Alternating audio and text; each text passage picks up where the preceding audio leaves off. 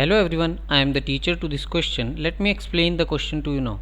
The question says which of the following statements about transmission of nerve impulse is incorrect. So दी गई statement में से हमने एक incorrect statement बतानी है जो कि ट्रांसमिशन ऑफ नर्व इम्पल्स को लेके सही नहीं है.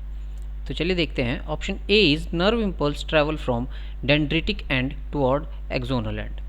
Option B, at the dendritic end, electrical impulse bring about the release of some chemicals which generate an electrical impulse at the axonal end of another neuron.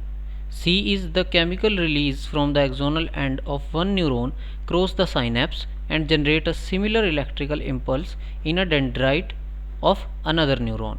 And D is a neuron transmit electrical impulse not only to another neuron but also to muscle and gland sales. तो यहाँ पे हमारे पास 4 statements है. तो चलिए देखते हैं. अगर हम बात करें नर्व इम्पल्स की, so nerve impulse is generated at sensory receptor. So nerve impulse जो है वो सेंसरी रिसेप्टर्स के पास जनरेट होती है, is generated at sensory receptors and are carried to CNS और सेंट्रल नर्वस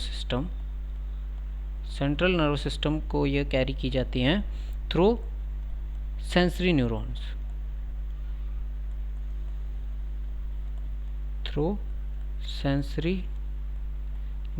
सो इनको सेंसरी न्यूरॉन्स कैरी करती हैं सेंट्रल नर्वस सिस्टम तक. और अगर बात करें नर्व इम्पल्स की, so it travels from axon to dendrite of other neuron. एक एक्सोन से दूसरे न्यूरॉन के डेंड्राइट तक. So according to this information अगर हम इनकरेक्ट स्टेटमेंट की बात करें, so correct option is B. और यह स्टेटमेंट क्या है?